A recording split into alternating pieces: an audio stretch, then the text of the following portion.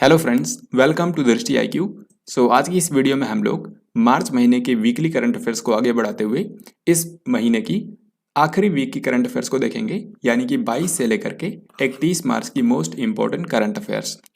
इससे पहले हम लोगों ने 1 से लेकर के 21 मार्च तक की जो करंट अफेयर्स है उसको 3 वीकली वीडियोस के अंदर कवर किया है, जिसको आप वीकली करंट अफेयर्स की प्लेलिस्ट के अंदर देख सकते हैं।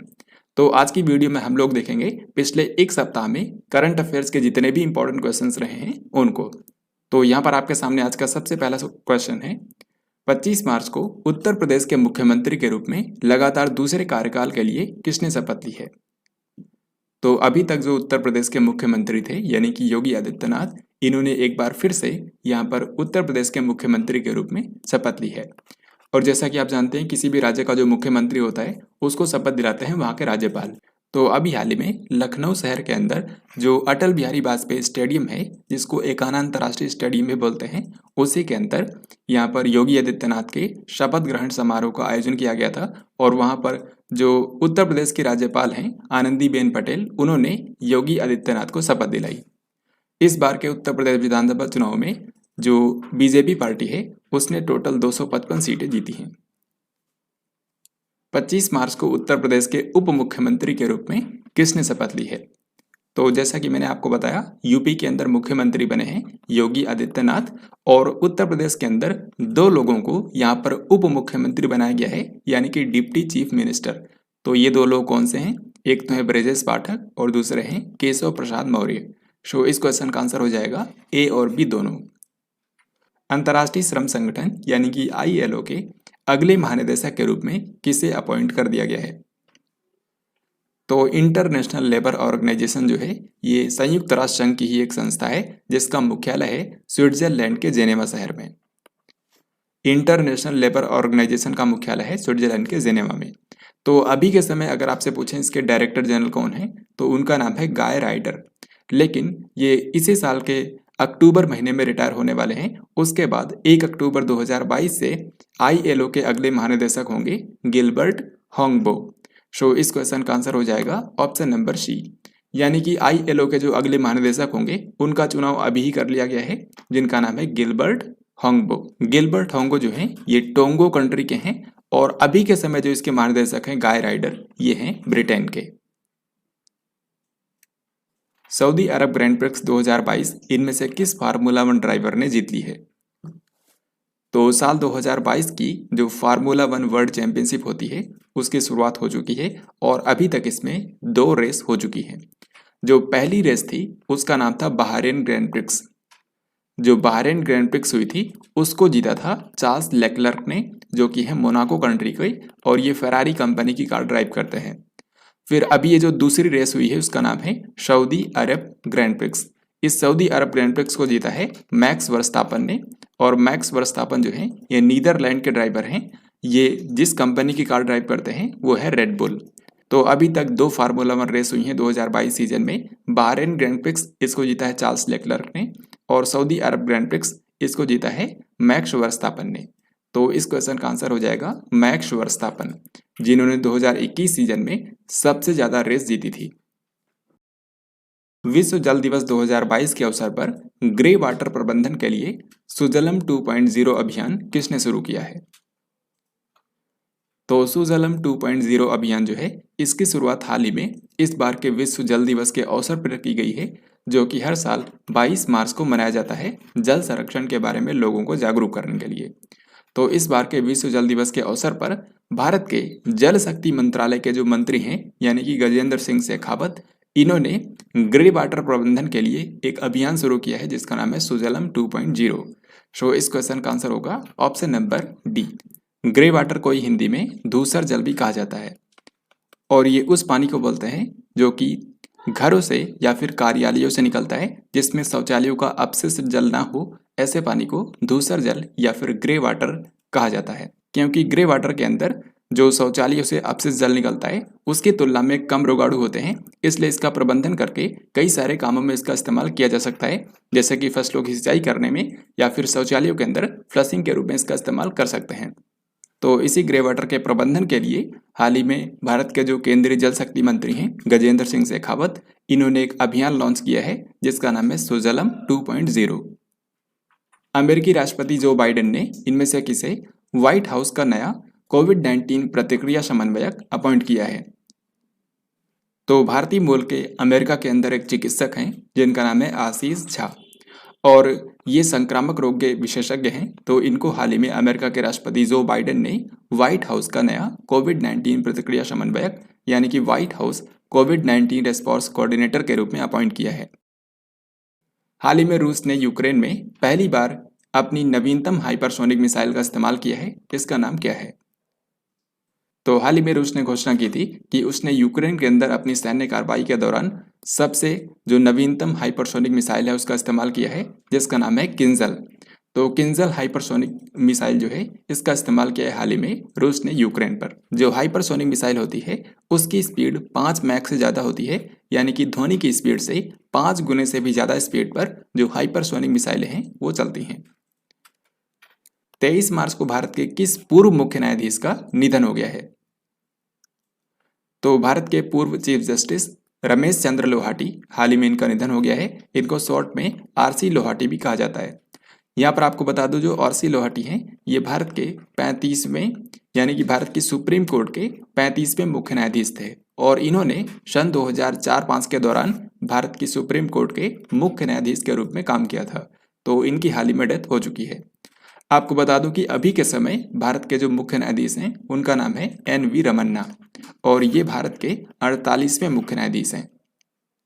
हाल ही में किस देश की मशहूर टेनिस खिलाड़ी एश्ले बार्टी ने 25 साल की उम्र में संन्यास की घोषणा कर दी है? तो इसका सही उत्तर हो जाएगा ऑप्शन नंबर डी, यानी कि ऑस्ट्रेलिया। तो ऑस्ट्रेलिया की एक मशहूर टेनिस खिलाड़ी हैं जिनका नाम है एश्ले बार्टी, और ये आज के समय महिलाओं के अंदर विश्व की नंबर 1 टेनिस खिलाड़ी हैं। तो हाल ही में इन्होंने संन्यास की अनाउंसमेंट कर दी है, और आपको बता दूं कि इन्होंने जो टेनिस के ग्रैंड स्लैम टूर्नामेंट होते हैं उसमें 3 बार इन्होंने ग्रैंड स्लैम सिंगल्स का खिताब जीता है। सबसे पहले इन्होंने जीता था सन 2019 में फ्रेंच ओपन को, फिर उसके बाद 2021 का विंबलडन ओपन टूर्नामेंट इन्होंने जीता था। फिर इसी साल यानी कि साल 2022 में जो एकमात्र अभी के लिए ग्रैंड स्लैम टेनिस टूर्नामेंट हुआ है ऑस्ट्रेलियन ओपन, उसमें इन्होंने महिला एकल का खिताब जीता था। तो इस तरीके से इन्होंने ग्रैंड स्लैम सिंगल्स का खिताब 3 बार जीता है, और अभी 25 साल की उम्र में इन्होंने संन्यास की घोषणा कर दी है।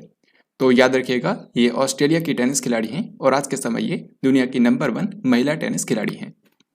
Next question and very important, राष्ट्रीय ई विधान एप्लीकेशन यानी कि नेवा कार्यक्रम को लागू करने वाली भारत की पहली राज्य विधानसभा कौन सी बन गई है? तो भारत सरकार का जो नेशनल ई विधान एप्लीकेशन प्रोग्राम है, जिसको शॉर्ट में नेवा के नाम से जाना जाता है, इसको लागू करने वाली भारत की पहली राज्य विधानसभा बन गई है नागालैंड की विधानसभा। नागालैंड के अंदर विधानसभा सदस्यों की टोटल संख्या है 60। तो अब जो नागालैंड विधानसभा के सदस्य हैं वो सदन की कार्यवाही में हिस्सा लेने के लिए इलेक्ट्रॉनिक डिवाइसेस का भी इस्तेमाल कर सकते हैं। तो आपको याद रखना है कि जो नागालैंड की विधानसभा है इसने पूरी तरीके से अपने आप को पेपरलेस बनाने के लिए जो नेशनल ई विधान एप्लीकेशन प्रोग्राम है उसको लागू किया है। IQ एयर द्वारा जारी विश्व वायु गुणवत्ता रिपोर्ट 2021 के अनुसार दुनिया का सबसे प्रदूषित शहर कौन सा है? तो IQ एयर नाम की जो संस्था है ये स्विट्जरलैंड के अंदर बेस्ड है, और ये एयर क्वालिटी की जांच करती है। 2021 के लिए जो वर्ल्ड एयर क्वालिटी रिपोर्ट हाल ही में इसने जारी की है, इसमें बताया गया है कि दुनिया का सबसे प्रदूषित शहर बना है भारत का भिवाड़ी शहर, जो कि है राजस्थान के अंदर। इस संस्था के द्वारा दुनिया भर के टोटल 6475 शहरों को रैंक किया गया है, यानी कि वहाँ पर एयर क्वालिटी की जांच की गई है, और उसके हिसाब से इंडेक्स ये तैयार किया गया है। तो स्विट्जरलैंड की इस IQ एयर नाम की संस्था के अनुसार दुनिया के जो मोस्ट पॉल्यूटेड सिटीज़ हैं 2021 के लिए, उसमें नंबर 1 पर है भिवाड़ी, जो कि राजस्थान में है। फिर दूसरे नंबर पर भी भारत का ही शहर है गाजियाबाद, जो कि उत्तर प्रदेश के अंदर है। फिर तीसरे नंबर पर है चाइना का होतन शहर। चौथे नंबर पर है भारत की राजधानी दिल्ली, यानी कि आप देख सकते हैं टॉप 5 के अंदर भारत के टोटल 4 शहर शामिल हैं जिनकी एयर क्वालिटी सबसे वीक है। इसी तरीके से अगर आप टॉप 100 के अंदर देखेंगे तो टॉप 100 के अंदर भारत के टोटल 63 शहर शामिल हैं। अब अगर हम दुनिया की केवल कैपिटल सिटीज़ की बात करें, यानी कि दुनिया भर के जो देश हैं उनकी जो राजधानी शहर हैं उनमें एयर क्वालिटी की बात करें, को तो दुनिया का सबसे प्रदूषित राजधानी शहर बना है भारत की राजधानी नई दिल्ली। और यह लगातार चौथी बार है जब भारत की राजधानी नई दिल्ली दुनिया का सबसे प्रदूषित राजधानी शहर बना है। दूसरे नंबर पर है बांग्लादेश की राजधानी ढाका। फिर इसके बाद अगर हम कंट्रीज को आपस में रैंक करें तो दुनिया का जो सबसे प्रदूषित कंट्री है ये है बांग्लादेश। फिर उसके बाद दूसरे नंबर पर है चाड, तीसरे नंबर पर है पाकिस्तान, चौथे पर ताजिकिस्तान और दुनिया का पांचवा वायु गुणवत्ता के मामले में सबसे प्रदूषित कंट्री है भारत। तो इस रिपोर्ट के बारे में आपको 3 इंपॉर्टेंट पॉइंट्स याद रखने हैं। दुनिया का सबसे पॉल्यूटेड सिटी है भिवाड़ी राजस्थान के अंदर। दुनिया का सबसे पॉल्यूटेड कैपिटल सिटी है भारत की राजधानी नई दिल्ली। और दुनिया का सबसे पॉल्यूटेड कंट्री है बांग्लादेश। एबेल पुरस्कार 2022 से किसे सम्मानित किया गया है? तो दोस्तों जो एबेल पुरस्कार होता है इसको गणित के अंदर नोबेल पुरस्कार भी बोला जाता है और ये गणित के लिए दिया जाने वाला एक काफी इंपॉर्टेंट पुरस्कार है। और ये इस साल दिया गया है एक अमेरिकी गणितज्ञ को जिनका नाम है डेनिस सुलिवन। सो इस क्वेश्चन का आंसर हो जाएगा ऑप्शन नंबर ए। जो डेनिस सुलिवन अमेरिका के मशहूर मैथमेटिशियन हैं, इन्होंने टोपोलॉजी और खास करके बीजगणित ज्यामिति के अंदर काफी योगदान दिया है, जिसके चलते इनको इस साल का एबेल पुरस्कार प्रदान किया गया है। So this question is very very important. हाल ही में किस राज्य के नरसिंहपेट्टई नागास्वरम को संगीत वाद्य यंत्र के तहत जीआई टैग प्रदान किया गया है? तो नरसिंहपेट्टई नागास्वरम जो है ये म्यूजिकल इंस्ट्रूमेंट्स की क्लास 15 श्रेणी का एक वाद्य यंत्र है जो कि तमिलनाडु राज्य के अंदर यहाँ पर पारंपरिक रूप से तमिलनाडु के कुंभकोणम के अंदर एक गांव के अंदर बनाया जाता है। तो हाल ही में इसको जीआई टैग प्रदान कर दिया गया है। सो इस क्वेश्चन का आंसर हो जाएगा तमिलनाडु। शहाबुद्दीन अहमद जिनका हाल ही में 92 वर्ष की आयु में निधन हो गया, आपको बताना है कि ये कौन से कंट्री के पूर्व राष्ट्रपति थे। तो सही आंसर हो जाएगा ऑप्शन नंबर बी यानी कि बांग्लादेश। तो बांग्लादेश के एक पूर्व राष्ट्रपति थे शहाबुद्दीन अहमद, जिन्होंने 1996 से लेकर के सन 2001 तक बांग्लादेश के राष्ट्रपति के रूप में काम किया था। इसके अलावा ये बांग्लादेश के पूर्व मुख्य न्यायाधीश भी थे। तो इनकी हाल ही में डेथ हो गई है। संयुक्त राष्ट्र ने वित्त वर्ष 2021-22 के लिए भारत की जीडीपी विकास दर कितने % रहने का अनुमान लगाया है? तो इसका सही आंसर हो जाएगा ऑप्शन नंबर ए यानी कि 4.6%। तो अभी हाल ही में जो वित्त वर्ष समाप्त हुआ है 31 मार्च 2022 को, यानी कि फाइनेंशियल ईयर 2021-22, उसमें यूनाइटेड नेशंस के हिसाब से भारत की जीडीपी ग्रोथ रेट होगी 4.6%। फिच रेटिंग्स के अनुसार वित्त वर्ष 2022-23 के अंदर भारत की जीडीपी विकास दर कितने % होगी? तो 1 अप्रैल 2022 से एक नया वित्त वर्ष शुरू हो गया है, यानी कि वित्त वर्ष 2022-23, और इस वित्त वर्ष में फिच रेटिंग्स के अनुसार भारत की जीडीपी विकास दर होगी 8.5%। तो इस क्वेश्चन का आंसर हो जाएगा ऑप्शन नंबर बी। 36वीं अंतर्राष्ट्रीय भूवैज्ञानिक कांग्रेस किस देश की मेजबानी में आयोजित की गई? तो जो अंतर्राष्ट्रीय भूवैज्ञानिक कांग्रेस होती है इसका आयोजन हर 4 साल में एक बार किया जाता है और इसके अंदर दुनिया भर के जो भूवैज्ञानिक हैं वो पार्टिसिपेट करते हैं। वैसे तो जो 36वीं अंतर्राष्ट्रीय भूवैज्ञानिक कांग्रेस है इसका आयोजन 2020 में ही होना था, लेकिन कोविड-19 महामारी के चलते इसको टाल दिया गया था और अभी 20 से लेकर के 22 मार्च तक इसका आयोजन किया गया है। और इसकी मेज़बानी किसने की है? इसकी मेज़बानी की है भारत ने। यहाँ पर आपको बता दूं कि भारत ने 58 साल के बाद इस इंटरनेशनल जियोलॉजिकल कांग्रेस की मेज़बानी करी है। तो यहाँ पर आपसे 2-3 चीज़ें और पूछ सकते हैं, जैसे कि इसका आयोजन कहाँ हुआ? इसका आयोजन किया गया है नई दिल्ली के अंदर। इसका उद्घाटन अगर आपसे पूछें कि किसने किया है, तो इसका उद्घाटन किया है प्रहलाद जोशी ने, जो कि भारत के कोयला और खान मंत्री हैं। साथ ही आपको बता दूं कि इस इवेंट की एक थीम भी रखी गई थी, जो कि यहाँ पर आप देख सकते हैं, geo sciences the basic science for a sustainable future, जिसका हिंदी में मतलब होगा भूविज्ञान एक सतत भविष्य के लिए मूलभूत विज्ञान। तो ये चीज़ें आपको याद रखनी है इस बार के 36th इंटरनेशनल जियोलॉजिकल कांग्रेस के बारे में। निम्न में से किस शहर के अंदर विश्व स्वास्थ्य संगठन पारंपरिक औषधि केंद्र स्थापित किया जाएगा? तो WHO global centre for traditional medicine, इसकी स्थापना की जाएगी गुजरात के जामनगर में। सो इस क्वेश्चन का आंसर हो जाएगा ऑप्शन नंबर सी। और इसके लिए हाल ही में भारत के आयुष मंत्रालय और WHO के बीच में समझौते पर हस्ताक्षर भी किए गए हैं। दोस्तों आपको बता दूं कि ये जो सेंटर होगा ये ट्रेडिशनल मेडिसिन यानी कि पारंपरिक औषधि के लिए दुनिया का पहला वैश्विक केंद्र होगा और भारत सरकार इसको जल्द से जल्द स्थापित करना चाह रही है और इसी के लिए अप्रैल महीने में इसकी आधारशिला भी रखी जाएगी। तो आपको ध्यान रखना है कि WHO global centre for traditional medicine इसकी स्थापना की जाएगी गुजरात के जामनगर में। हाल ही में रक्षा मंत्रालय ने गैर सरकारी संगठनों, निजी स्कूलों और राज्य सरकारों के साथ साझेदारी में कितने नए सैनिक स्कूलों की स्थापना को मंजूरी दी है। तो जैसा कि आपको पता होगा कि भारत सरकार ने पार्टनरशिप मोड में टोटल 100 सैनिक स्कूल खोले जाने की अनाउंसमेंट की थी। तो इसी के फेज 1 के अंतर्गत यानी कि प्रारंभिक चरण में टोटल 21 सैनिक स्कूलों को स्थापित करने की हाल ही में रक्षा मंत्रालय ने मंजूरी दी है। और ये जो सैनिक स्कूल्स हैं ये भारत के NGOs, प्राइवेट स्कूल्स और स्टेट गवर्नमेंट्स के साथ साझेदारी में शुरू किए जाएंगे। ये जो 21 नए स्कूल्स स्थापित होंगे ये मौजूदा जो सैनिक स्कूल्स हैं उनसे डिफरेंट होंगे। हालांकि इनमें भी क्लास 6 से ही जो एडमिशन होगा बच्चों का वो क्लास 6 से ही होगा। तो यहाँ पर पूछा गया है कि कितने नए सैनिक स्कूलों की स्थापना को मंजूरी दी गई है। सही आंसर हो जाएगा ऑप्शन नंबर बी यानी कि 21। अमेरिकी अंतरिक्ष एजेंसी नासा ने हमारे सौरमंडल से परे कितने नए ग्रहों की खोज की है। तो जिस तरीके से भारत की स्पेस एजेंसी का नाम इसरो है इसी तरीके से अमेरिका की जो स्पेस एजेंसी है उसका नाम है नासा। तो हाल ही में नासा ने हमारे सौरमंडल से परे टोटल 65 एक्सो प्लैनेट की खोज की है। तो इस क्वेश्चन का आंसर हो जाएगा ऑप्शन नंबर बी। जैसा कि आप सभी जानते हैं कि हमारे सौरमंडल के अंदर टोटल 8 प्लैनेट्स हैं यानी कि 8 ग्रह हैं। तो हमारे सौरमंडल से बाहर के जो ग्रह हैं उनको बोला जाता है एक्सो प्लैनेट यानी कि बाह्य ग्रह। तो अभी तक 5000 से भी ज़्यादा एक्सो प्लैनेट खोजे गए हैं। भारत ने पहली बार एक वित्तीय वर्ष में कितने अरब डॉलर के वस्तु निर्यात का लक्ष्य हासिल किया है। सही आंसर हो जाएगा ऑप्शन नंबर ए यानी कि 400 अरब डॉलर। तो अभी हाल ही में 31 मार्च को वित्त वर्ष 2021-22 का समापन हुआ है और इस वित्त वर्ष 2021-22 के लिए भारत सरकार ने जो सामानों का विदेशों में निर्यात होता है यानी कि गुड्स का जो एक्सपोर्ट किया जाता है भारत से उसके लिए लक्ष्य रखा था 400 अरब डॉलर।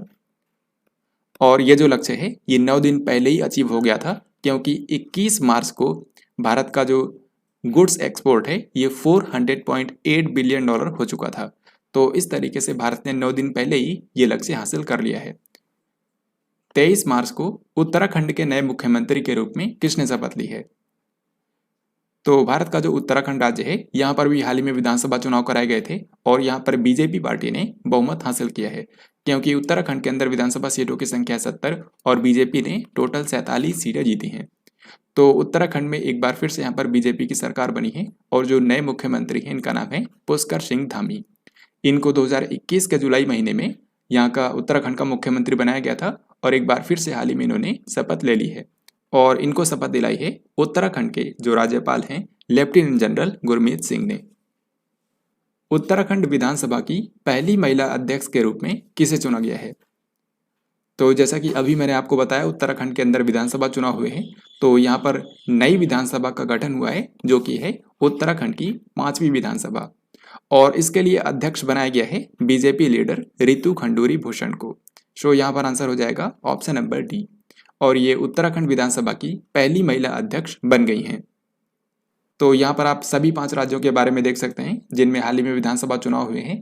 तो इसमें जो नई विधानसभा का गठन हुआ है वो कौन सी विधानसभा है ये भी आप देख सकते हैं। साथ ही उस विधानसभा के नए अध्यक्ष कौन बने हैं, जैसे कि गोवा विधानसभा के अध्यक्ष बने हैं रमेश तावड़कर, पंजाब विधानसभा के अध्यक्ष बने हैं आम आदमी पार्टी के कुलतर सिंह संधमान, उत्तराखंड विधानसभा के अध्यक्ष बनी है रितु खंडूरी भूषण जो कि उत्तराखंड विधानसभा की पहली महिला अध्यक्ष बनी है, मणिपुर विधानसभा के नए अध्यक्ष बन गए हैं थोकचोम सत्यव्रत सिंह, उत्तर प्रदेश विधानसभा के नए अध्यक्ष बन गए हैं सतीश महाना। तो इन सभी के बारे में आपको याद रखना है और इन राज्यों के जो नए मुख्यमंत्री बने हैं उनके भी नाम यहाँ पर मैंने लिखे हैं। अभिषेक चटर्जी का हाल ही में निधन हो गया। आपको बताना है कि ये कौन से क्षेत्रीय सिनेमा से जुड़े थे। तो इनके आप नाम से ही समझ सकते हैं ये बंगाली फिल्म उद्योग से जुड़े थे। सो यहाँ पर आंसर हो जाएगा ऑप्शन नंबर बी। जो अभिषेक चटर्जी हैं ये सिर्फ 58 साल के थे और इन्होंने कई सारी बंगाली फिल्मों में काम किया था, तो हाल ही में इनका निधन हो गया है। नाटो के महासचिव कौन हैं जिनका कार्यकाल हाल ही में 1 साल के लिए बढ़ा दिया गया है? तो नाटो यानी कि नॉर्थ अटलांटिक ट्रीटी ऑर्गेनाइजेशन, ये एक मिलिट्री अलायंस है दुनिया भर के 30 देशों का।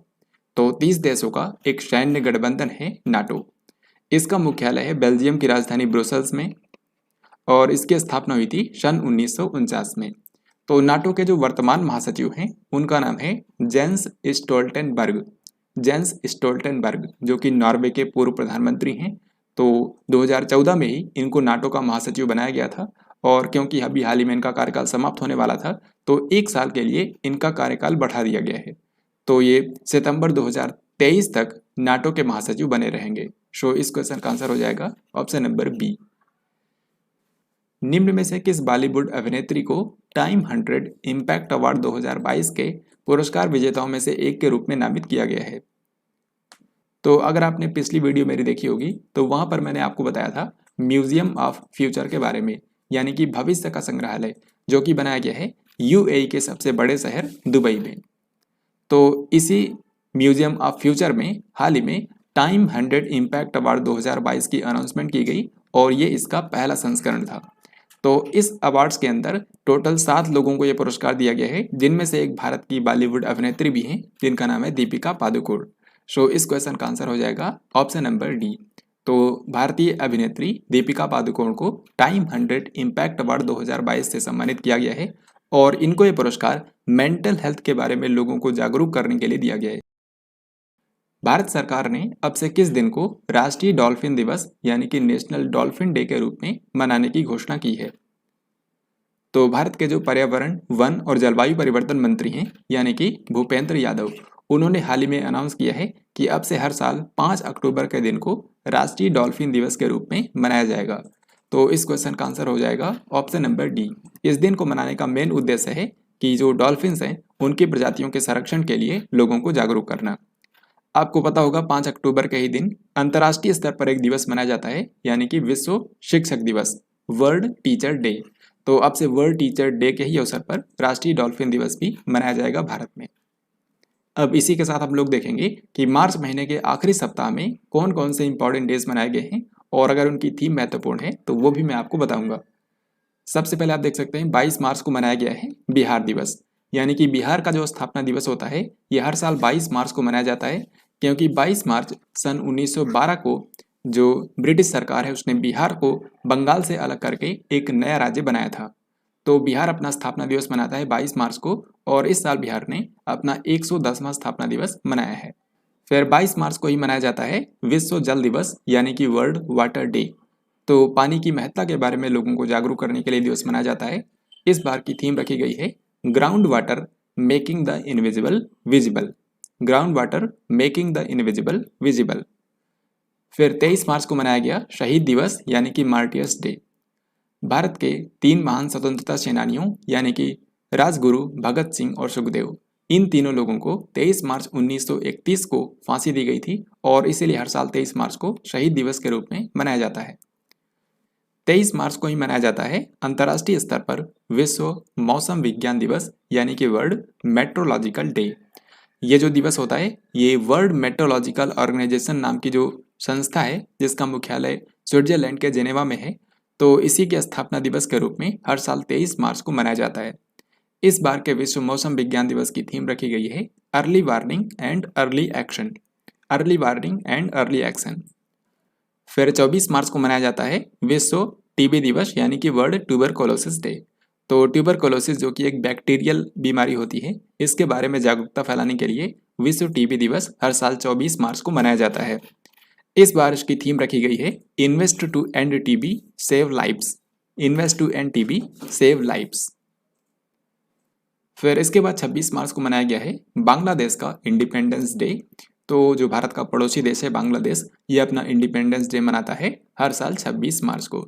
बांग्लादेश इंडिपेंडेंट हुआ था सन 1971 में। फिर 26 मार्च को इस बार मनाया गया है अर्थ आवर डे। दोस्तों जो अर्थ आवर डे होता है ये जलवायु परिवर्तन की रोकथाम के लिए और पर्यावरण संरक्षण के लिए जमीनी स्तर पर दुनिया का सबसे बड़ा इवेंट होता है और इस इवेंट के दौरान दुनिया भर के जो लोग हैं वो अपने घरों में जो अनावश्यक लाइटें हैं उनको 1 घंटे के लिए बंद कर देते हैं और इस तरीके से जो लोग हैं वो जलवायु परिवर्तन के खिलाफ अपनी एकजुटता प्रकट करते हैं। तो ये जो अर्थ आवर डे होता है ये जलवायु परिवर्तन से निपटने के लिए एक बड़ा इवेंट होता है और इसका आयोजन हर साल मार्च महीने के आखिरी शनिवार को किया जाता है। इस बार ये 26 मार्च को था, तो ये आपको ध्यान रखना है। अर्थ आवर डे 2022 26 मार्च को मनाया गया है। इस बार इसकी थीम भी रखी गई थी शेप आवर फ्यूचर। फिर 27 मार्च को मनाया गया है विश्व रंगमंच दिवस यानी कि वर्ल्ड थिएटर डे। फिर 30 मार्च को मनाया गया है राजस्थान का स्थापना दिवस यानी कि राजस्थान अपना स्थापना दिवस मनाता है हर साल 30 मार्च को, क्योंकि 30 मार्च सन 1949 को राजस्थान की स्थापना हुई थी जो कि पूरे भारत का क्षेत्रफल के हिसाब से सबसे बड़ा राज्य है। फिर इसके बाद अगला सवाल देखते हैं, हाल ही में किस भारतीय को रॉयल सोसाइटी ऑफ एडिनबर्ग जो कि स्कॉटलैंड में बेस्ड है इसके एक फेलो के रूप में चुना गया है। तो रॉयल सोसाइटी ऑफ एडिनबर्ग जो कि स्कॉटलैंड के अंदर है इसके फेलो के रूप में हाल ही में सम्मानित किया गया है किरण मजूमदार शॉ को। किरण मजूमदार शॉ के बारे में आप जानते होंगे, ये भारत की जो संस्था है बायोकॉन उसके संस्थापक हैं और आज के समय ये बायोकॉन की कार्यकारी अध्यक्ष भी हैं। तो इन्हीं को royal society of Edinburgh Scotland के द्वारा एक फेलो के रूप में सम्मानित किया गया है। रॉयल सोसाइटी ऑफ एडिनबर्ग के द्वारा ये जो फेलोशिप प्रदान की जाती है ये एक पुरस्कार है, ये एक सम्मान है जो कि ऐसे लोगों को दिया जाता है जिन्होंने अपने क्षेत्रों में विशिष्ट उपलब्धि हासिल की है। तो किरण मजूमदार शॉ को ये सम्मान दिया गया है। Anfield barrels India's oil story ये किताब किसने लिखी है? तो Anfield barrels India's oil story इस किताब को लिखा है ऋचा मिश्रा ने। Richa Mishra the Hindu business line की एक पत्रकार हैं, तो इन्होंने ये किताब लिखी है। सो आंसर हो जाएगा ऑप्शन नंबर ए। 18 से लेकर के 25 मार्च तक यानी कि 8 दिनों तक 26वां केरल अंतर्राष्ट्रीय फिल्म महोत्सव कौन से शहर के अंदर आयोजित किया गया? तो दोस्तों जो केरल राज्य है यहाँ पर हर साल अंतर्राष्ट्रीय फिल्म महोत्सव का आयोजन किया जाता है और इस साल इसका 26वां संस्करण था। ये जो अंतर्राष्ट्रीय फिल्म महोत्सव होता है ये हर साल केरल के एक ही शहर में लगता है और इसका आयोजन किया जाता है केरल की राजधानी तिरुवनंतपुरम में। सो यहाँ पर आंसर हो जाएगा ऑप्शन नंबर डी। साल 1996 से ही इसका आयोजन किया जा रहा है और ये भारत का एक प्रमुख सांस्कृतिक कार्यक्रम होता है जिसमें दुनिया भर की जो फिल्में हैं वो दिखाई जाती हैं। इस बार जो 26वां केरल अंतर्राष्ट्रीय फिल्म महोत्सव का आयोजन किया गया है इसका उद्घाटन किया था केरल के मुख्यमंत्री पिनाराई विजयन ने और इसमें दुनिया भर की टोटल 173 फिल्में दिखाई गई। नीति आयोग द्वारा जारी निर्यात तैयारी सूचकांक 2021 में किस राज्य ने शीर्ष स्थान हासिल किया है? तो भारत का जो नीति आयोग है जो कि एक थिंक टैंक है इसके द्वारा हाल ही में निर्यात तैयारी सूचकांक 2021 जारी किया गया है यानी कि एक्सपोर्ट प्रिपेयर्डनेस इंडेक्स 2021 और नाम के मुताबिक इसमें भारत के राज्यों और केंद्र शासित प्रदेशों की निर्यात को लेकर उनकी तैयारी देखी गई है। तो इस इंडेक्स में लगातार दूसरी बार जो भारत का नंबर 1 राज्य बना है ये है गुजरात। सो इस क्वेश्चन का आंसर हो जाएगा ऑप्शन नंबर सी। यह जो एक्सपोर्ट प्रिपेयर्डनेस इंडेक्स 2021 जारी किया गया है ये इसका दूसरा संस्करण है और इसको नीति आयोग ने एक संस्था के साथ मिलकर जारी किया है जिसका नाम है institute of competitiveness, institute for competitiveness. और इस इंडेक्स के अंदर भारत के सभी राज्यों और केंद्र शासित प्रदेशों को एक्सपोर्ट प्रिपेयर्डनेस के मामले में रैंक किया गया है। इस इंडेक्स के अंदर भारत के सभी राज्यों और केंद्र शासित प्रदेशों का आकलन करने के लिए टोटल 4 मेन पिलर बनाए गए हैं और उनमें भी टोटल 11 सब पिलर हैं। तो जो टोटल 4 मेन पिलर हैं जैसे कि पॉलिसी यानी कि किस राज्य की नीतियां कैसी हैं, बिजनेस इकोसिस्टम यानी कि किस राज्य के अंदर बिजनेस करने के लिए पारिस्थितिकी तंत्र कैसा है, फिर एक्सपोर्ट के मामले में इकोसिस्टम कैसा है और एक्सपोर्ट के मामले में उस राज्य की परफॉर्मेंस कैसी है। तो इन 4 मेन पिलर्स पर भारत के सभी राज्यों और केंद्र शासित प्रदेशों को रैंक किया गया है। इन पैरामीटर्स पर रैंक करने के बाद इन सभी राज्यों की कैटेगरी वाइज रैंक बनाई गई है। जैसे कि जो भारत के हिमालयी राज्य हैं, भारत के जो हिमालयी राज्य हैं उनमें नंबर 1 स्थान हासिल किया है उत्तराखंड राज्य ने। यहाँ पर आप इसका स्कोर भी देख सकते हैं। इसी तरीके से भारत के जो तटवर्ती राज्य हैं यानी कि जिन राज्यों की सीमा समुद्र से लगती है उनमें नंबर 1 स्थान हासिल किया है गुजरात ने, और गुजरात ने ही ओवरऑल भी नंबर 1 स्थान हासिल किया है जो कि अभी मैं आपको बताऊंगा। फिर अगली कैटेगरी है भारत के केंद्र शासित प्रदेशों और सिटी स्टेट्स की।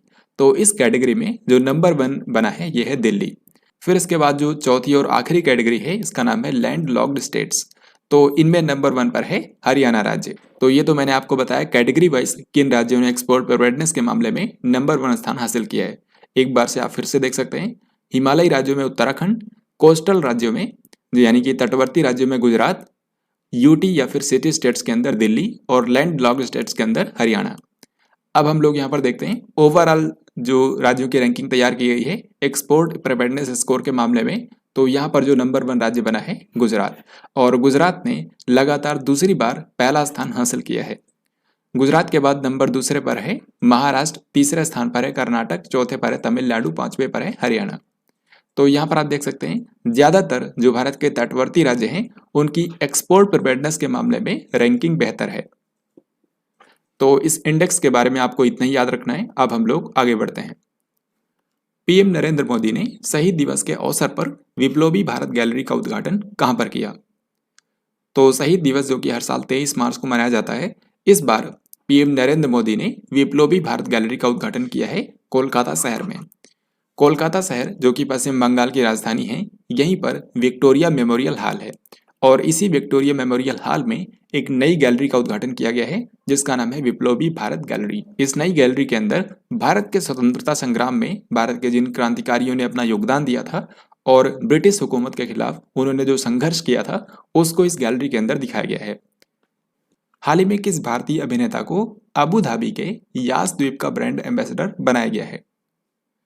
तो संयुक्त अरब अमीरात की राजधानी है अबू धाबी और अबू धाबी शहर के अंदर एक आइलैंड है जिसका नाम है यास आइलैंड। तो ये जो आइलैंड है ये 25 किलोमीटर स्क्वायर में फैला हुआ है और ये यूएई का एक महत्वपूर्ण पर्यटन स्थल है जिसमें दुनिया भर के पर्यटक आते हैं। तो इस पर्यटन स्थल के बारे में लोगों को जागरूक करने के लिए, ताकि यहाँ पर पर्यटन को बढ़ावा मिले, इसलिए एक भारतीय अभिनेता को ब्रांड एम्बेसडर बनाया गया है जिनका नाम है रणवीर सिंह। तो रणवीर सिंह जो हैं ये अबू धाबी के यास आइलैंड के बारे में लोगों को बताएंगे। 29 मार्च को इनमें से किन 2 पूर्वोत्तर राज्यों के बीच अंतर्राज्यीय सीमा विवाद के निपटारे के लिए समझौते पर हस्ताक्षर किए गए? यानी कि यहाँ पर आपको भारत के उन 2 पूर्वोत्तर राज्यों का नाम बताना है जिनमें आपस में जो बॉर्डर डिस्प्यूट है उनको समाप्त करने के लिए हाल ही में एक समझौते पर हस्ताक्षर किए गए। सही आंसर हो जाएगा ऑप्शन नंबर बी, यानी कि असम और मेघालय। यहाँ पर आप इस मैप के अंदर देख सकते हैं ये है पूर्वोत्तर राज्य मेघालय, और मेघालय की जो सीमा है ये भारत के सिर्फ एक ही राज्य से लगती है और वो है असम। तो असम के साथ जो मेघालय की बॉर्डर लगती है उसमें टोटल 12 रीजन्स को लेकर दोनों राज्यों के बीच में विवाद था। तो इन्हीं में से हाल ही में 6 क्षेत्रों के लिए जो विवाद था उसका समाधान करने के लिए दोनों राज्यों के बीच में समझौते पर हस्ताक्षर किए गए। तो इसमें असम के जो मुख्यमंत्री हैं यानी कि हिमंता बिस्वा शर्मा, मेघालय के जो मुख्यमंत्री हैं कॉनराड संगमा और भारत के जो केंद्रीय गृह मंत्री हैं अमित शाह, उनकी उपस्थिति में ये समझौते पर हस्ताक्षर किए गए।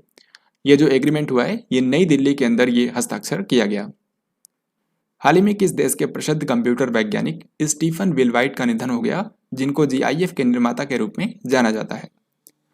तो जीआईएफ यानी कि ग्राफिक्स इंटरचेंज फॉर्मेट, ये इमेज का ही एक फॉर्मेट होता है। जिस तरीके से जेपीईजी, पीएनजी, उसी तरीके से जीआईएफ भी इमेज का ही एक फॉर्मेट होता है और इसकी शुरुआत की थी साल 1987 में अमेरिकी साइंटिस्ट स्टीफन विलवाइट ने। तो हाल ही में इनका निधन हो गया है। सो यहाँ पर आंसर हो जाएगा ऑप्शन बी, यानी कि अमेरिका। राष्ट्रीय सुपर कंप्यूटिंग मिशन के तहत इनमें से किस आईआईटी संस्थान में पेटा स्केल सुपर कंप्यूटर परम शक्ति को स्थापित किया गया है? तो इसका सही आंसर हो जाएगा ऑप्शन डी, यानी कि आईआईटी खड़गपुर। तो आईआईटी खड़गपुर जो कि पश्चिम बंगाल के अंदर स्थित है, यहाँ पर हाल ही में परम शक्ति नाम के एक नए सुपर कंप्यूटर को इंस्टॉल किया गया है और इसका उद्घाटन किया है जो पश्चिम बंगाल के राज्यपाल हैं जगदीप धनखड़, उन्होंने। परम शक्ति से पहले हाल ही में 2 अन्य सुपर कंप्यूटर भी लॉन्च किए गए हैं, जैसे कि एक का नाम था परम प्रवेग।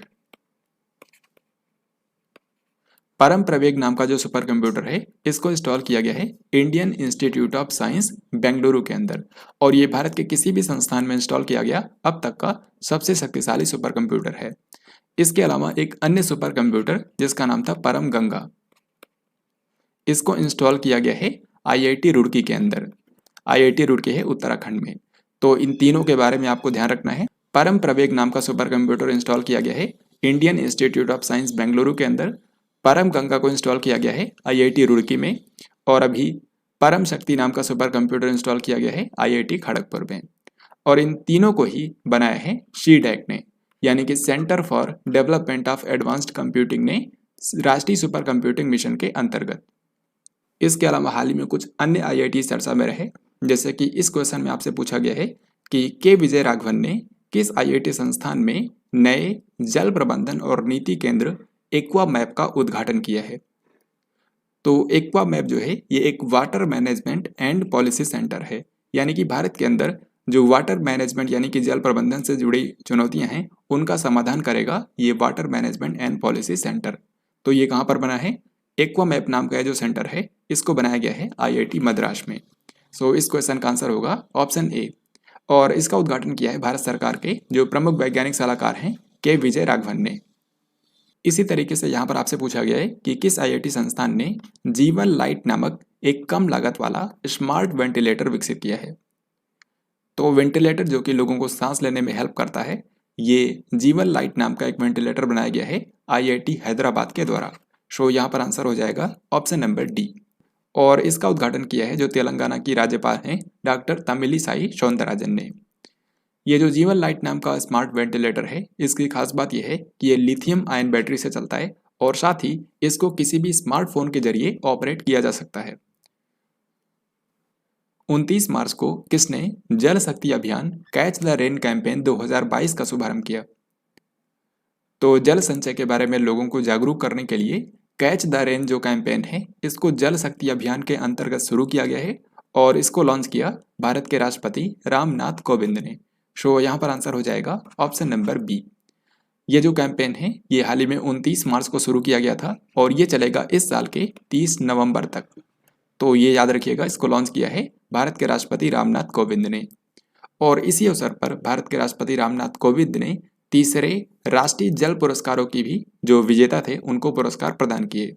तो यहाँ पर उसी के बारे में पूछा गया है कि तीसरे राष्ट्रीय जल पुरस्कार के अंतर्गत सर्वश्रेष्ठ राज्य की श्रेणी में किस राज्य को पहला पुरस्कार मिला है? तो भारत में जिन्होंने भी किसी भी स्तर पर जल संरक्षण से जुड़े कार्यों में अपना योगदान दिया है उनको सम्मानित करने के लिए ये राष्ट्रीय जल पुरस्कार जो है ये भारत के जल शक्ति मंत्रालय के द्वारा प्रदान किया जाता है। इसमें टोटल 11 कैटेगरीज के अंदर विजेताओं को पुरस्कार दिया जाता है और उन्हीं में से एक कैटेगरी है राज्यों की। तो जिन भी राज्यों ने जल प्रबंधन के क्षेत्र में बेहतरीन काम किया है उन राज्यों को ये पुरस्कार दिया जाता है। तो इसमें प्रथम पुरस्कार दिया गया है उत्तर प्रदेश राज्य को। सो यहाँ पर आंसर हो जाएगा option number D. Uttar Pradesh के बाद जो दूसरा पुरस्कार दिया गया है सेकंड प्राइज वो दिया गया है राजस्थान राज्य को और जो तीसरा थर्ड प्राइज दिया गया है वो दिया गया है तमिलनाडु राज्य को। हाल ही में 30 मार्च के दिन भारत के प्रधानमंत्री नरेंद्र मोदी ने 5वें बिम्स्टेक शिखर सम्मेलन में वर्चुअली हिस्सा लिया। आपको बताना है कि यह जो सम्मेलन हुआ था ये किस देश की मेजबानी में आयोजित किया गया।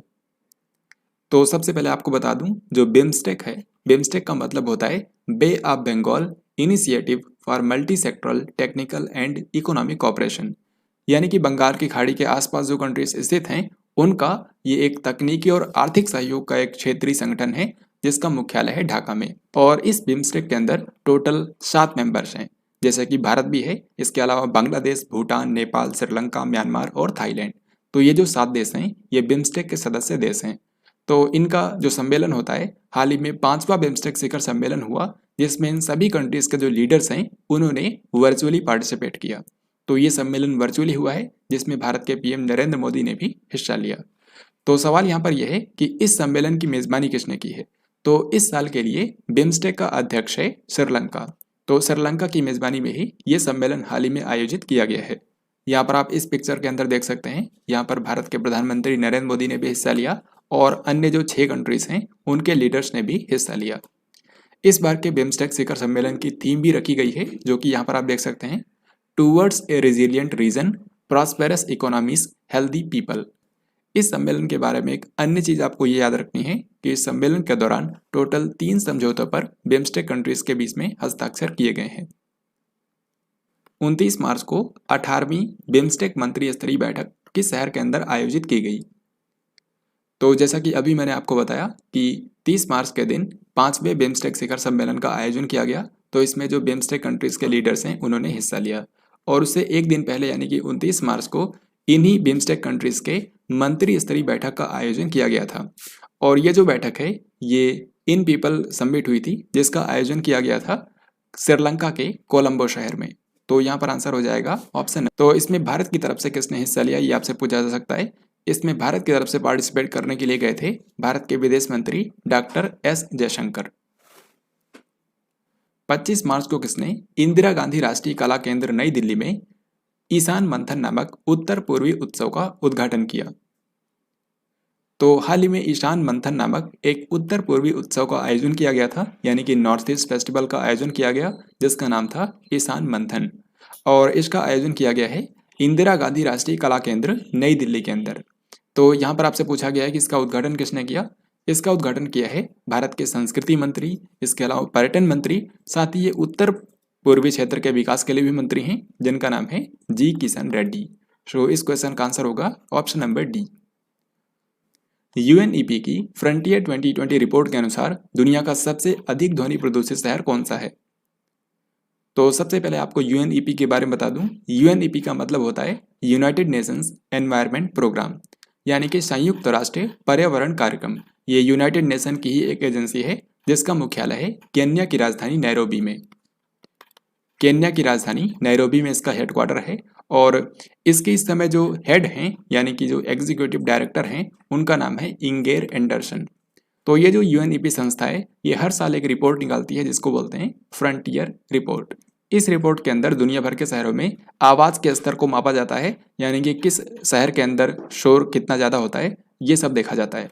तो अभी 2022 के लिए जो रिपोर्ट जारी हुई है, इसमें बताया गया है कि दुनिया का सबसे अधिक ध्वनि प्रदूषित शहर जो है ये है बांग्लादेश की राजधानी ढाका।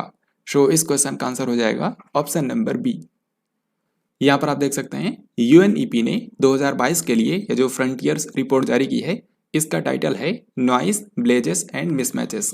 तो ये जो रिपोर्ट है, इसमें दुनिया भर के टोटल 61 शहरों को रैंक किया गया है। वहाँ पर नॉइस की जो तीव्रता है उसको मापा गया, और उसके हिसाब से यहाँ पर आप देख सकते हैं जिस शहर के अंदर सबसे ज़्यादा तीव्रता दर्ज की गई है वो शहर है बांग्लादेश की राजधानी ढाका। यहाँ पर अधिकतम ध्वनि की तीव्रता मापी गई 119 डेसिबल। तो इस तरीके से ये दुनिया का सबसे अधिक ध्वनि प्रदूषित शहर रहा 2021 में।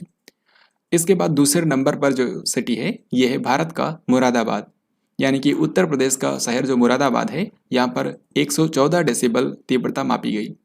फिर इसके बाद तीसरे नंबर पर है पाकिस्तान की राजधानी इस्लामाबाद। ऐसे ही अगर आप सबसे नीचे देखेंगे तो सबसे आखिर में यानी कि 61वें स्थान पर जो शहर है ये है जॉर्डन का इरबिड शहर, और यहाँ पर आप देख सकते हैं अधिकतम 60 डेसिबल की ध्वनि तीव्रता रिकॉर्ड की गई है। तो इस तरीके से जो जॉर्डन का इरबिड शहर है ये दुनिया का सबसे शांत शहर रहा। अब यहाँ पर आपसे नेक्स्ट क्वेश्चन में पूछा गया है कि इनमें से किस भारतीय शहर को दुनिया के दूसरे सबसे शोर वाले शहर के रूप में स्थान दिया गया है। तो अभी मैंने आपको बताया कि दुनिया का सबसे अधिक ध्वनि प्रदूषित शहर था बांग्लादेश की राजधानी ढाका, और उसके बाद दूसरे ही नंबर पर था भारत का उत्तर प्रदेश का मुरादाबाद। सो यहाँ पर आंसर हो जाएगा ऑप्शन नंबर सी। और जैसा कि मैंने आपको बताया है कि इस रिपोर्ट के अंदर टोटल 61 शहरों को रैंक किया गया है। तो इन 61 में से मुरादाबाद के अलावा अन्य 4 भारत के अन्य शहर भी हैं, जैसे कि जयपुर भी शामिल किया गया है, कोलकाता, आसनसोल और दिल्ली को भी यहाँ पर शामिल किया गया है। लेकिन मुरादाबाद जो है ये भारत का सबसे अधिक ध्वनि प्रदूषित शहर रहा। माल्टा के प्रधानमंत्री के रूप में किसने दूसरे कार्यकाल के लिए शपथ ली है? तो माल्टा के आज के समय जो प्रधानमंत्री हैं इनका नाम है रॉबर्ट अबेला, और एक बार फिर से इन्होंने हाल ही में दूसरे कार्यकाल के लिए शपथ ली है। सो इस क्वेश्चन का आंसर हो जाएगा रॉबर्ट अबेला। माल्टा कंट्री की अगर हम बात करें तो ये यूरोप महाद्वीप का एक देश है। इसकी राजधानी है वलेटा, और यहाँ की करेंसी है यूरो, जो कि ज़्यादातर यूरोपियन कंट्रीज के अंदर करेंसी है। नागरिक उड्डयन मंत्रालय ने इनमें से किस शहर के अंदर विंग्स इंडिया 2020 का आयोजन किया? तो विंग्स इंडिया जो प्रदर्शनी होती है इसका आयोजन हर 2 साल के अंदर किया जाता है। ये नागरिक उड्डयन पर एशिया का सबसे बड़ा शो होता है। तो इसका आयोजन इस बार किया गया है हैदराबाद के बेगमपेट एयरपोर्ट पर। सो इस क्वेश्चन का आंसर हो जाएगा ऑप्शन नंबर सी।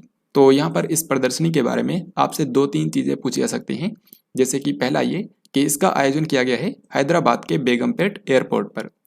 दूसरा इंपॉर्टेंट बात आपको याद रखनी है कि इसका उद्घाटन किया है भारत के जो सिविल एविएशन मिनिस्टर हैं यानी कि नागरिक उड्डयन मंत्री ज्योतिरादित्य सिंधिया ने। फिर इसके अलावा इसका जो आयोजन किया गया है, इसका आयोजन भारत के नागरिक उड्डयन मंत्रालय ने फिक्की के सहयोग से किया है। तो ये 3-4 बातें आपको ध्यान रखनी है। साथ ही इस बार की इसकी थीम भी रखी गई है, India at the rate 75 new horizon for aviation industry. हाल ही में किस अंतर्राष्ट्रीय एयरपोर्ट ने विंग्स इंडिया 2022 में कोविड चैंपियन पुरस्कार जीता है? तो इस कोविड-19 के दौर में किस भारत के एयरपोर्ट ने सबसे अच्छी तरीके से मैनेज किया, उसके लिए हाल ही में विंग्स इंडिया 2020 के दौरान पुरस्कार दिया गया है कोचीन इंटरनेशनल एयरपोर्ट को। सो यहाँ पर आंसर हो जाएगा ऑप्शन नंबर ए। सो ये क्वेश्चन भी काफ़ी महत्वपूर्ण है, इसके बारे में आपको ध्यान रखना है। दुबई एक्सपो 2022 के दौरान तेजस कौशल प्रशिक्षण परियोजना का शुभारंभ किसने किया है? तो हाल ही में भारत के जो युवा और खेल मंत्री हैं यानी कि अनुराग ठाकुर, वो दुबई की यात्रा पर गए थे क्योंकि वहां पर दुबई एक्सपो 2022 का आयोजन किया गया। तो भारत के जो खेल और युवा मामलों के मंत्री हैं अनुराग ठाकुर, इन्होंने वहां के जो युवा हैं उनको प्रशिक्षित करने के लिए एक परियोजना शुरू की है जिसका नाम है तेजस। यहाँ पर आप देख सकते हैं TEJAS, जिसका फुल फॉर्म भी है training for Emirates jobs and skills, यानी कि संयुक्त अरब अमीरात के अंदर जो भारतीय नागरिक हैं उनको प्रशिक्षण प्रदान करने के लिए ये परियोजना चलाई जाएगी। इस परियोजना के अंदर प्रारंभिक चरण में लक्ष्य ये रखा गया है कि UAE के अंदर 10,000 भारतीयों को ट्रेनिंग प्रोवाइड की जाए, यानी कि उनको स्किल ट्रेनिंग दी जाएगी। हाल ही में विश्व बैंक ने दक्षिण अफ्रीका के अंदर किस जीव के संरक्षण के लिए विश्व का पहला वन्य जीव बॉन्ड जारी किया है? तो ऐसा पहली बार हुआ है जब किसी वन्य जीव के संरक्षण के लिए वाइल्ड लाइफ कंजर्वेशन बॉन्ड यानी कि वन्य जीव संरक्षण बॉन्ड जारी किया गया है। तो इसको वर्ल्ड बैंक ने जारी किया है और किस जीव के संरक्षण के लिए जारी किया है? तो ये है गेंडा यानी कि राइनोसोरस। तो इस क्वेश्चन का आंसर हो जाएगा ऑप्शन नंबर डी। और इसी कारण से इसको राइनो बॉन्ड भी बोला जाता है, ये भी आपको ध्यान रखना है। गेंडे की टोटल दुनिया भर में 5 प्रजातियां पाई जाती हैं, जिनमें व्हाइट, ब्लैक, इसके अलावा वन हॉर्न राइनो, सुमत्रन और जावन राइनो। तो ये जो 5 प्रजातियां हैं उनमें से जो काला गेंडा है जो कि अफ्रीका में पाया जाता है, उसी के संरक्षण के लिए ये राइनो बॉन्ड जारी किया गया है जो कि अगले 5 सालों के लिए जारी किया गया है। इस बॉन्ड के जरिए टोटल $150 मिलियन जुटाए जाएंगे और इसका इस्तेमाल यहाँ पर काले गेंडों के संरक्षण के लिए किया जाएगा। अगर ये प्रोजेक्ट सफल होता है तो फिर अन्य जीवों के संरक्षण के लिए भी इसी तरीके से वाइल्ड लाइफ कंजर्वेशन बॉन्ड जारी किए जाएंगे। तो ये आपको ध्यान रखना है कि वर्ल्ड बैंक ने दक्षिण अफ्रीका में काले गेंडों के संरक्षण के लिए ये विश्व का पहला वन्य जीव बॉन्ड जारी किया है। गेंडों से जुड़ा हुआ यहाँ पर नेक्स्ट क्वेश्चन आपसे पूछा गया है कि इनमें से किस राज्य के काजीरंगा राष्ट्रीय उद्यान में एक सींग वाले गेंडों की संख्या पिछले 4 वर्षों में 200 की वृद्धि हुई है? तो जैसा कि आप जानते हैं काजीरंगा जो नेशनल पार्क है ये भारत के असम राज्य के अंदर स्थित है और ये जो नेशनल पार्क है ये एक सींग वाले गेंडों के लिए फेमस है, यानी कि वन हॉर्न राइनो के लिए फेमस है।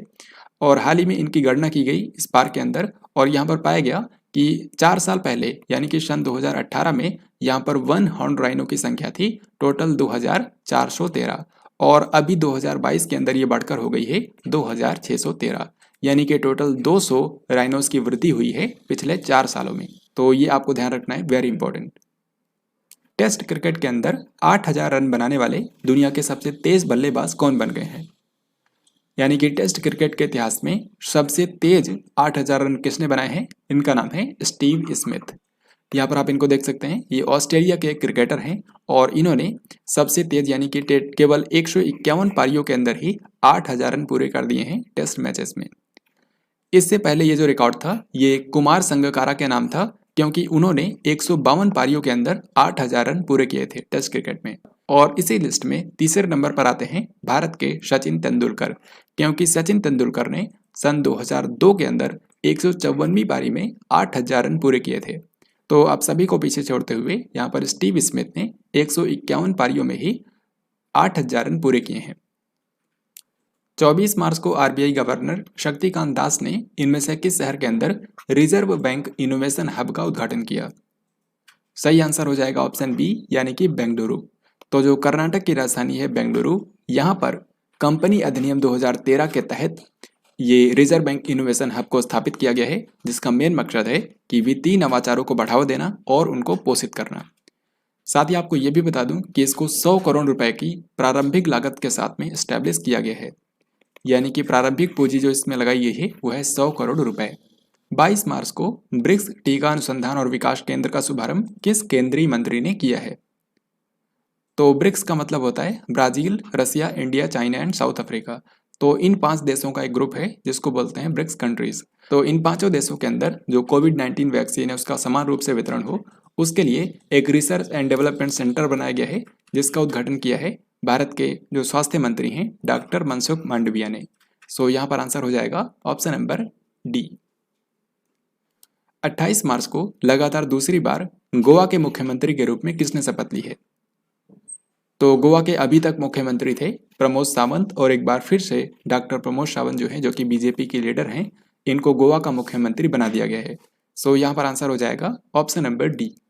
और इनको शपथ दिलाई है गोवा के राज्यपाल PS श्रीधरन पिल्लई ने।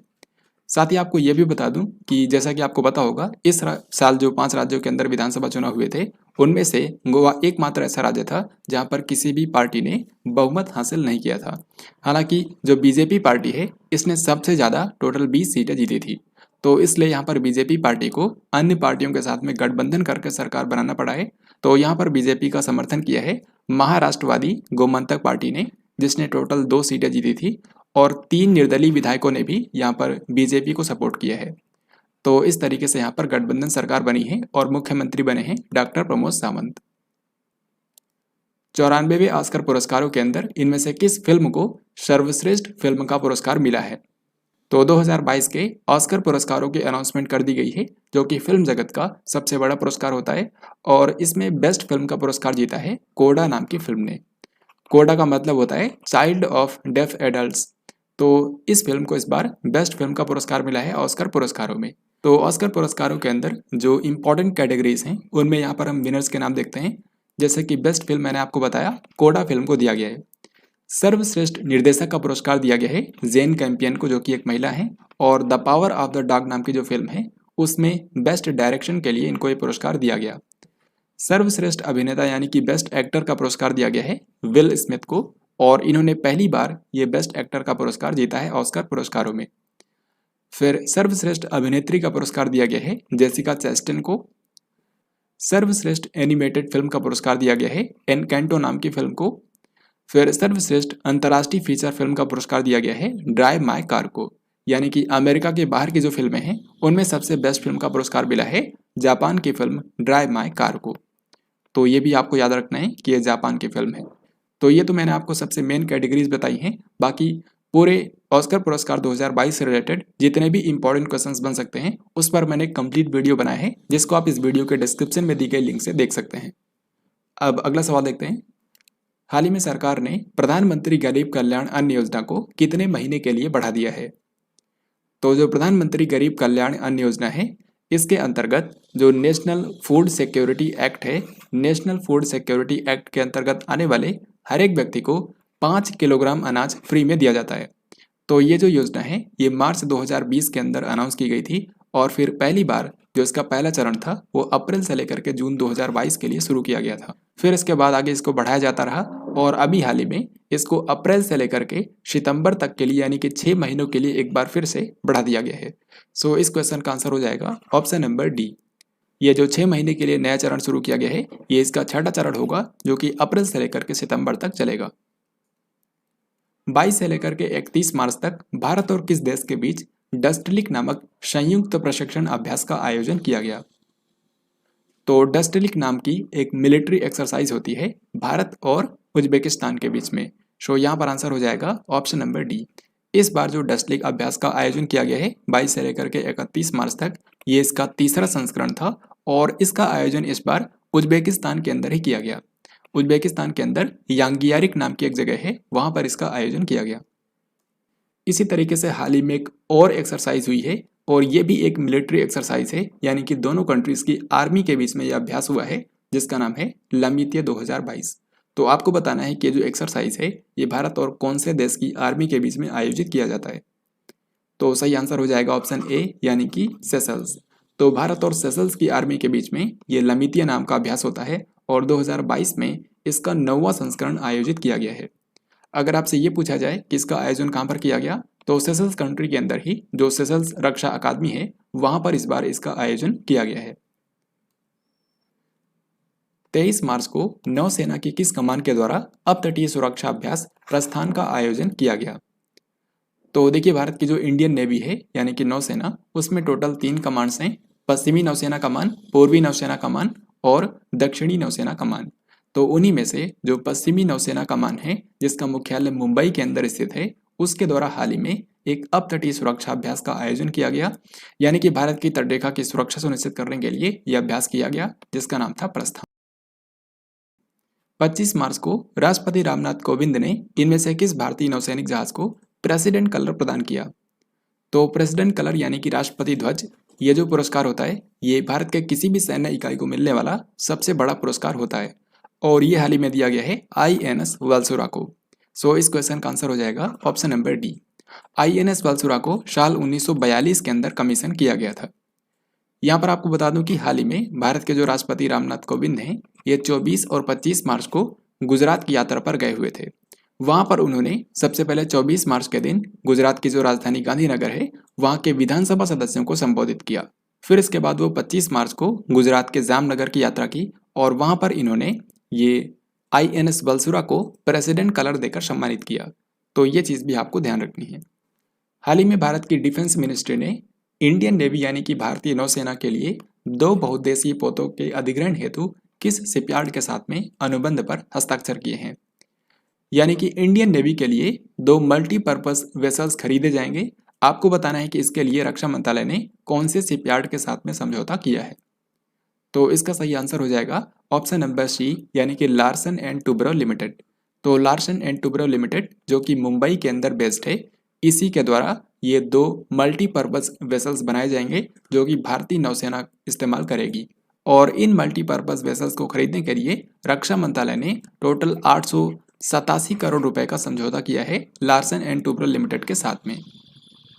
इसी तरीके से आपको बताना है कि 28 मार्च को रक्षा मंत्रालय ने 8 तेज गति के कश्ती पोतों के निर्माण के लिए किस शिपयार्ड के साथ में अनुबंध पर हस्ताक्षर किए हैं? तो इसका सही आंसर हो जाएगा ऑप्शन सी, यानी कि गोवा शिपयार्ड लिमिटेड। और इन फास्ट पेट्रोल वेसल्स का इस्तेमाल करेगी इंडियन कोस्ट गार्ड। तो भारतीय तटरक्षक बल के लिए टोटल 8 फास्ट पेट्रोल वेसल्स खरीदने के लिए हाल ही में भारत के रक्षा मंत्रालय ने 473 करोड़ रुपए का कॉन्ट्रैक्ट किया है गोवा शिपयार्ड लिमिटेड के साथ में। तो ये दोनों बातें आपको याद रखनी है। इंडियन नेवी के लिए 2 मल्टीपर्पज वेसल्स खरीदे जाएंगे 887 करोड़ रुपए में लार्सन एंड टुब्रो से, और इंडियन कोस्ट गार्ड के लिए टोटल 8 फास्ट पेट्रोल वेसल्स खरीदे जाएंगे 473 करोड़ रुपए में गोवा शिपयार्ड लिमिटेड से। हाल ही में DRDO ने इनमें से कौन से स्थान से MRSAM मिसाइल के भारतीय सेना संस्करण का सफलतापूर्वक परीक्षण किया है? तो MRSAM का मतलब होता है medium range surface to air missile, यानी कि मीडियम रेंज की सरफेस टू एयर मिसाइल होती है MRSAM मिसाइल। और इसके इंडियन आर्मी वर्जन को हाल ही में टेस्ट किया गया है चांदीपुर ओडिशा में। सो यहाँ पर आंसर हो जाएगा ऑप्शन नंबर ए। ये जो MRSAM मिसाइल है, इसको भारत के DRDO और इजराइल के इजराइल एरोस्पेस इंडस्ट्रीज दोनों ने मिल करके इसको बनाया है। दोहा के अंदर आयोजित 19वीं एशियाई बिलियर्ड्स चैंपियनशिप 2022 किसने जीती है? तो हाल ही में एशिया लेवल की बिलियर्ड्स चैंपियनशिप 2022 का आयोजन किया गया, जो कि इसका 19वां संस्करण था और इसका आयोजन किया गया कतर की राजधानी दोहा में, जहां पर इस साल FIFA वर्ल्ड कप भी होने वाले हैं। तो इस बिलियर्ड्स चैंपियनशिप को जीत लिया है भारत के पंकज अडवाणी ने। यहाँ पर आपको बता दूं, पंकज अडवाणी ने टोटल 8वीं बार यह खिताब जीता है और इस बार के फाइनल में इन्होंने भारत के ही ध्रुव सीतवाला को हराया। हाल ही में किस देश ने सैफ अंडर 18 महिला फुटबॉल चैंपियनशिप 2022 को जीत लिया है? तो सैफ अंडर 18 महिला फुटबॉल चैंपियनशिप जो है, ये दक्षिण एशिया के अंदर जो देश हैं उनके बीच में होने वाला महिलाओं का एक फुटबॉल टूर्नामेंट होता है और इसको आयोजित करती है साउथ एशियन फुटबॉल फेडरेशन। तो ये जो इस बार टूर्नामेंट हुआ है, इसमें आपको 2 बातें याद रखनी है। पहला, इसका आयोजन किया गया है भारत के झारखंड के अंदर स्थित जमशेदपुर में इसका आयोजन किया गया और इसको जीता भी है भारत ने ही। तो इसका आंसर हो जाएगा ऑप्शन ए। भारत ने इस बार फाइनल में हराया बांग्लादेश को। 26 मार्च से इंडियन प्रीमियर लीग 2022 की शुरुआत हो चुकी है। आपको बताना है कि ये इसका कौन सा संस्करण है। तो इस बार जो आईपीएल है इसकी शुरुआत हो चुकी है और इसका आयोजन किया जा रहा है 26 मार्च से लेकर के 29 मई के बीच में, यानी कि लगभग 2 महीने तक ये टूर्नामेंट चलने वाला है और ये इसका 15वां संस्करण है। सो यहाँ पर आंसर हो जाएगा ऑप्शन सी। इस बार के आईपीएल में टोटल 10 टीमें हिस्सा ले रही हैं, ये भी आपको ध्यान रखना है। इसी में से आपसे पूछा गया है कि IPL team Chennai super Kings का नया कप्तान किसे बनाया गया है। तो आईपीएल शुरू होने से कुछ ही दिनों पहले ही चेन्नई सुपर किंग्स के जो कप्तान थे यानी कि महेंद्र सिंह धोनी, उन्होंने अनाउंस किया कि वो अब कप्तानी नहीं करेंगे, तो उनकी जगह ली है रविंद्र जडेजा ने। तो चेन्नई सुपर किंग्स के कप्तान हैं रविंद्र जडेजा। हालांकि आपको बता दूं महेंद्र सिंह धोनी ने इस चेन्नई सुपर किंग्स की शुरुआत से ही इसकी कप्तानी की है और अब तक इनकी कप्तानी में यानी कि महेंद्र सिंह धोनी की कप्तानी में चेन्नई सुपर किंग्स ने 4 बार ये टूर्नामेंट जीता भी है। पिछली बार भी आपको पता होगा चेन्नई सुपर किंग्स ने ही इसको जीता था। क्योंकि आईपीएल टूर्नामेंट्स हो रहे हैं तो जो एग्जाम्स होंगे उनमें इससे रिलेटेड क्वेश्चंस पूछे जाएंगे। यहाँ पर आप देख सकते हैं आईपीएल के अंदर आज के समय टोटल 10 टीमें हैं। सभी 10 टीमों के जो कैप्टन हैं और कोच हैं उनके नाम यहाँ पर आप देख सकते हैं। जैसे कि चेन्नई सुपर किंग्स के नए नए बने हैं रविंद्र जडेजा। अभी हाल ही में 26 मार्च के दिन जो आईपीएल टूर्नामेंट का पहला मैच हुआ है उसका आयोजन किया गया था वानखेड़े स्टेडियम मुंबई के अंदर। पहला मैच हुआ था चेन्नई सुपर किंग्स और कोलकाता नाइट राइडर्स के बीच में और यहाँ पर आप देख सकते हैं इसको जीत लिया है कोलकाता नाइट राइडर्स ने। फीफा विश्व कप 2022 को प्रायोजित करने वाली पहली भारतीय कंपनी कौन सी बन गई है। तो सबसे पहले आपको बता दूं जो फीफा वर्ल्ड कप होता है इसका आयोजन हर 4 साल में एक बार किया जाता है। लास्ट टाइम ये 2018 में हुआ था और अभी 2022 के अंदर इसका आयोजन किया जाना है नवंबर और दिसंबर के महीने में। तो इस बार का जो टूर्नामेंट होगा ये कहाँ पर होगा, इसका आयोजन किया जाएगा कतर की राजधानी दोहा के अंदर। तो अब यहाँ पर सवाल यह है कि इसको स्पॉन्सर करने वाली पहली भारतीय कंपनी कौन सी बनी। तो सही आंसर हो जाएगा बायजूस। तो बायजूस जो कि भारत की एक एडटेक कंपनी है, ये भारत की पहली ऐसी कंपनी बनी है जिसने फीफा वर्ल्ड कप 2022 को स्पॉन्सर किया है। बैडमिंटन टूर्नामेंट स्विस ओपन 2022 के महिला एकल का खिताब किसने जीत लिया है। तो स्विस ओपन एक बैडमिंटन टूर्नामेंट था जिसका हाल ही में आयोजन किया गया है स्विट्जरलैंड के अंदर। तो इसमें आपको 2 विजेता याद रखने हैं। महिला एकल का खिताब जीता है भारत की बैडमिंटन प्लेयर पीवी सिंधु ने। सो यहाँ पर आंसर हो जाएगा option number A. PV Sindhu ने यहाँ पर फाइनल में हराया थाईलैंड के खिलाड़ी बुचानन ओंगबाम रुंगफान को। और अगर हम मेंस सिंगल्स की बात करें यानी कि पुरुष एकल, तो उसको जीता है इंडोनेशिया के बैडमिंटन खिलाड़ी जोनाथन क्रिस्टी ने। जोनाथन क्रिस्टी ने इस बार फाइनल में हराया भारत के एच.एस. प्रणय को। 200 अंतर्राष्ट्रीय एक दिवसीय मैच खेलने वाली दूसरी महिला क्रिकेटर कौन सी बन गई है। तो भारत ही नहीं बल्कि पूरी दुनिया में 200 अंतर्राष्ट्रीय एक दिवसीय मैच खेलने वाली दूसरी महिला क्रिकेटर बन गई हैं झूलन गोस्वामी। सो यहाँ पर आंसर हो जाएगा ऑप्शन नंबर डी। हाल ही में ऑस्ट्रेलिया के खिलाफ जो ओडीआई मैच हुआ था भारत का, उसी के दौरान इन्होंने ये उपलब्धि हासिल की। झूलन गोस्वामी तो दूसरी महिला क्रिकेटर बनी है, लेकिन विश्व की जो पहली महिला क्रिकेटर हैं वो भी भारत की ही हैं जिन्होंने 200 से ज़्यादा ओडीआई मैच खेले हैं, जिनका नाम है मिताली राज। और मिताली राज ने टोटल 232 ओडीआई मैच खेले हैं। तो फ्रेंड्स ये था आज का लास्ट क्वेश्चन। आई होप आपने इस वीडियो को ध्यान से देखा होगा। अब यहाँ पर आपके सामने 2 क्वेश्चंस हैं जिनके राइट आंसर आपको कमेंट बॉक्स में लिखकर बताने हैं। तो इस तरीके से आज की इस वीडियो में हम लोगों ने मार्च महीने के आखिरी सप्ताह से करंट अफेयर्स के जो भी इंपॉर्टेंट क्वेश्चन बन सकते थे उन सभी को हम लोगों ने कवर किया है। और इस वीडियो के साथ ही हम लोगों ने मार्च महीने की 200 से भी ज़्यादा इंपॉर्टेंट जो करंट अफेयर्स के क्वेश्चन हैं उनको वीकली वीडियोज़ के 4 वीडियोज़ के अंदर कवर कर लिया है। तो अगर आपने इन चारों वीडियोज़ को नहीं देखा है तो इस वीडियो के डिस्क्रिप्शन में और पिन्ड कमेंट में आपको उसकी लिंक मिल जाएगी। आप इन चारों वीडियोज़ को देख सकते हैं। और इसके बाद मैं इस पूरे मंथ से जो 120 सबसे इंपॉर्टेंट क्वेश्चंस हैं उनको मंथली करंट अफेयर्स की वीडियो के रूप में लेकर आऊँगा। तो अगर आपने इन चारों वीडियोज़ को देख रखा है वीकली वीडियोज़ को, तो आप मंथली करंट अफेयर्स की वीडियो में क्वेश्चंस को देखते ही राइट आंसर कर पाएंगे और इसी तरीके से आप एग्जाम में भी परफॉर्मेंस देंगे। तो हम लोग जल्दी मिलेंगे एक नई वीडियो के अंदर। तब तक के लिए जय हिंद, वंदे मातरम।